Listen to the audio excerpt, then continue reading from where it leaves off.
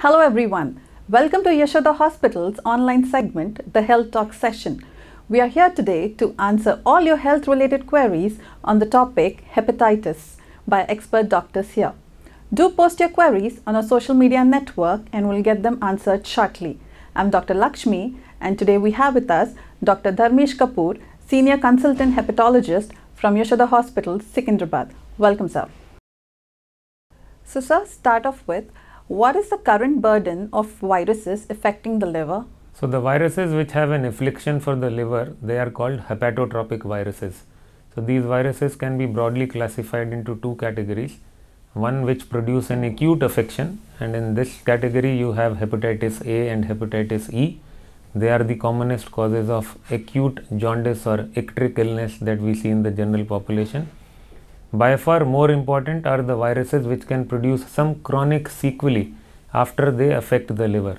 And in this category you have hepatitis B and hepatitis C. Both these two viruses, they have a predilection to produce what we call as chronic hepatitis.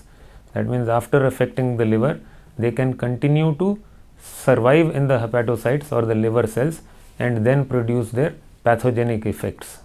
Do post your queries on the topic hepatitis and we'll get them answered shortly. So taking few questions from a social media network, we've got Mr. Rajiv asking us from Hyderabad. He wants to know which virus is more dangerous, hepatitis B or C, and how is it transmitted? Right, so this is an excellent question and this is what the general public should be quite aware of. So these hepatotropic viruses, especially hepatitis B and hepatitis C, they get transmitted by what we call as the percutaneous route. That means they do not spread through contaminated food or water, which is what the acute viruses spread through. So hepatitis B and hepatitis C, they have common modes of transmission. That means by way of blood, blood products, body fluids, sexual intercourse, mother to child. So these are the only ways that these viruses can get transmitted to the human host. Now coming to which one of them is more dangerous, the hepatitis C virus survives only in the cytoplasm of the hepatocyte. So this is called a cytosolic virus. And now we have extremely effective treatments against this virus. So once somebody has been treated with the agents which are effective against this virus would be eradicated forever from that host, unless that host is at a high risk of catching a reinfection. On the other hand, hepatitis B virus, it enters the nucleus. So that is the part of the cell which is, you could say, almost immortal, and that makes this virus also immortal. It rapidly integrates with the genome of the host and therefore can continue to churn out copies of its various proteins, even though when you test the patient's blood you might not see any virus. So even though this is a difficult question to answer, but I would say that on a head-to-head comparison, possibly hepatitis B is more dangerous than hepatitis C.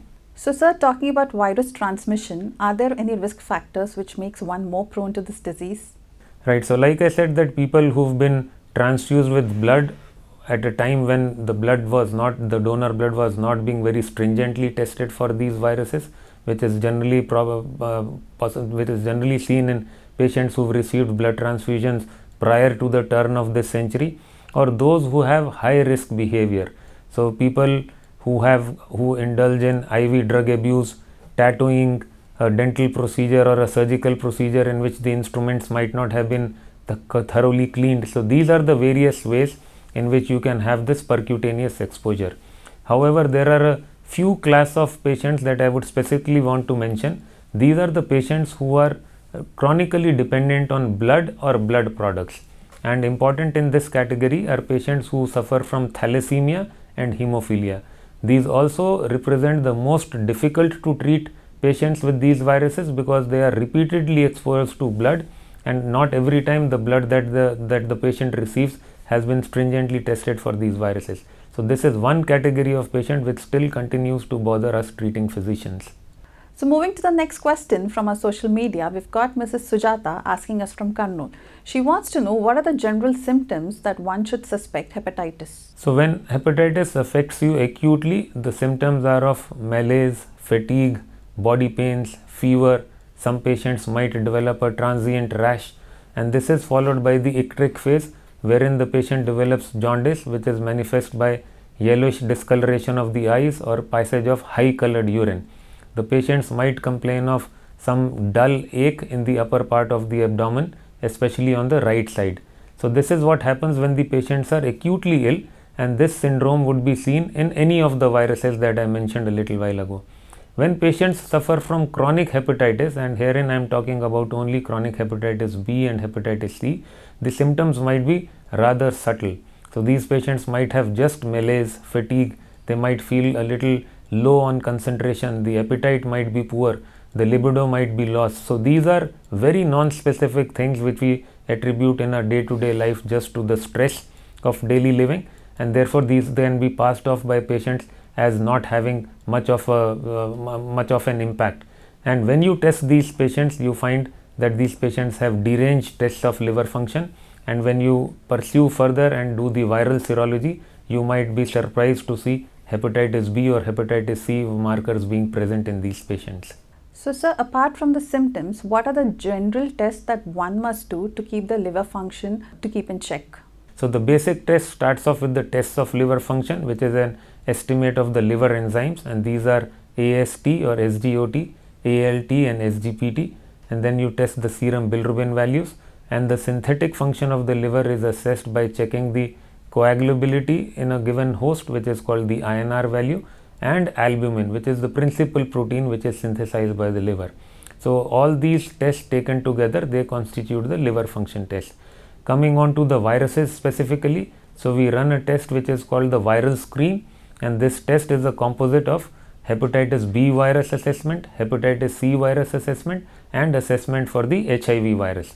So this is the basic screening test that we advocate for any patient who comes to the liver clinic, and then all of this can be supplemented by a quick ultrasound scan which will tell you whether this liver looks normal morphologically or not. So taking the next question, we've got Mr. Vishnu from Karnataka. He wants to know, can hepatitis cause cancer? This is again a super question. So in our country, the commonest cause of liver cancer is the hepatitis B virus. Actually, in the entire Asian continent, this is the commonest cause of the liver cancer, apart from in Japan, where again hepatitis C is the commonest cause. And in our country, hepatitis C is the third commonest cause of liver cancer. So like I said, these viruses, they have a predilection to stay on in a given host. They produce sequelae, and these sequelae can be very devastating in the form of chronic hepatitis, cirrhosis. The patient can go on to decompensate, that means lose his liver function, and then HCC. So HCC occurs with the frequency of about 1 to 2% per year in those who have got chronic hepatitis C, and about 3 to 4% per year in those who are afflicted with the hepatitis B virus. Most of the times hepatitis C evolution would be silent, and these patients have to be on a good effective surveillance program for us to be able to diagnose these cancers early. So sir, what are the newer treatment modalities? What is there now in the market to treat hepatitis? So for hepatitis B, the most effective treatment is in the form of what we call as nucleoside or nucleotide agents. These are the agents which inhibit the viral replication. The commonly used drugs are entecavir and tenofovir. We have experience of using these drugs for more than 1.5 decades. Both these two drugs are extremely effective, but what you must impress upon a given patient is that they should be adherent to therapy. So please remember, oftentimes people will come back and argue with you that once in a while I miss my BP pill or I miss my diabetes pill. So what's the big deal about missing the virus pill? So the liver has got a tremendous potential to synthesize new virus copies. In an untreated patient, about 10 to the power 12 virions might be synthesized per day for hepatitis B. So you have to impress upon the patient that this tablet must be taken every single day. You do watch out for what it does to the test of liver function as well as side effects, though the side effect profile for these drugs is extremely good. Coming to hepatitis C, since 2014, there has been a revolution in the way we look at this virus and treat this. This virus is treated with agents which are called directly acting antivirals or DAAs. The backbone of the treatment is a drug called sofosbuvir, and we use a number of other viral replication inhibitors in conjunction with the sofosbuvir molecule. these drugs are extremely effective and we are able to achieve what we call as sustained virologic response in more than 95% of cases.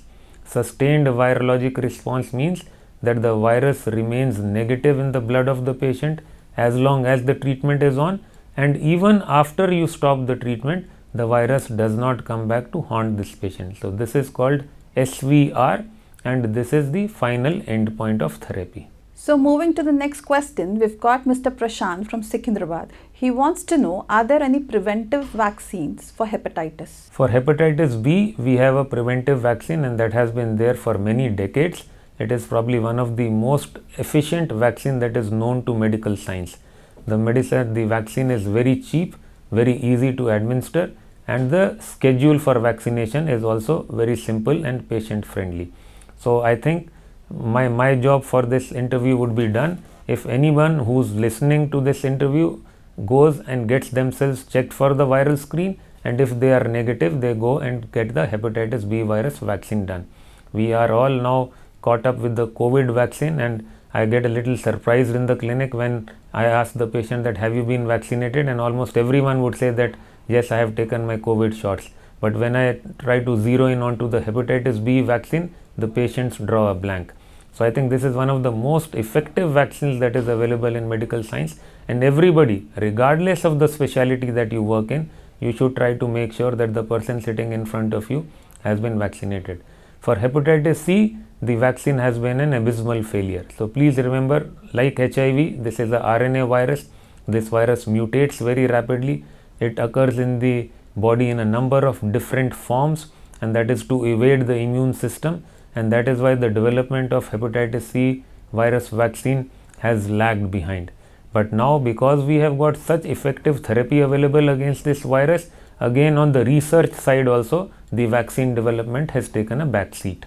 So sir, apart from the vaccine, what are the other general measures that one should take to prevent hepatitis? Right. So again, this is something which is extremely important to realize. Oftentimes as physicians, we would just give a prescription to the patient and hope that our job is done. So we must impress upon the patient that healthy lifestyle is enormously important in making sure that this virus does not come back to haunt you. So I have already spoken about those cohorts which are predisposed to reinfection with the hepatitis C virus. Now for both these two viruses, if you concomitantly take alcohol or you suffer from alcohol use disorder, the injury to the liver will be much more than it would be with the virus or alcohol alone. So this is something that you must impress upon your patients. In more recent times, we have suffered from the pandemic of obesity or caloric explosion, which is probably going to outlast the COVID pandemic too. And this again, we have realized that when there is excess fat in the liver, or the patients have got scar tissue in the liver due to fatty liver disease, then these viruses, they can create more havoc for the patient as well as for the liver. So these are two lifestyle modifications that you must impress upon every patient. Apart from that, exercise regularly, regulate your caloric intake, stay away from smoking. So all these are the things that we must tell and inform and educate our patients about. So taking the next question, we've got Mr. Rajesh from Karimnagar. He wants to know what is the role of liver transplant in hepatitis and when should one consider this option? So again, this is something that we are oftentimes asked in meetings, and this is something which is now caught the imagination of the hepatology and transplant surgery domains. So for hepatitis B, I have already mentioned that you have got extremely effective drugs called NUCs available, but many a times these patients, they present rather acutely, and this syndrome is called acute liver failure or acute on chronic liver failure. So when patients become acutely unwell due to the hepatitis B virus affecting the liver, at times you are not able to salvage the situation just by starting the NUC therapy. So if the liver has already gone down the cascade of liver cell injury and the liver regeneration cannot keep pace with the liver cell death, then these patients develop this severe sequelae, which is called ALF or ACLF. In this situation, the patients would not get better till such time you have transplanted them. For hepatitis C, the number of transplants that we have been doing in recent times has substantially come down, and that is not just our experience but experience from many parts of the world. Why this has happened is because of the extremely effective treatment that is now available, and like I mentioned a little while ago, the DAAs are able to achieve a sustained virologic response in more than 95% of the patients in whom you use these drugs. However, there is a caveat. The patient selection for hepatitis C treatment should be very astute. So if a patient already has got loss of liver function and then you diagnose them to be having hepatitis C, you must send this patient to a higher center, especially a center that is equipped to perform transplants, before you start the DAA therapy. When you start the therapy with these agents which act against the virus multiplication, a proportion of these patients might not recover. In fact, their tests of liver function might deteriorate further, and in that situation, these patients are better off by being transplanted first, and then after transplantation, we treat them for the hepatitis C virus. The second important cohort which would need transplant is when you have got a patient afflicted with hepatitis B or hepatitis C who also has a concomitant cancer or HCC. We've already spoken about this a little while ago. So if the patient has got liver cancer and in the background of hepatitis B or hepatitis C related cirrhosis, these are again examples wherein the best definitive treatment can be offered by liver transplant. So sir, what is the outcome in these patients after transplantation?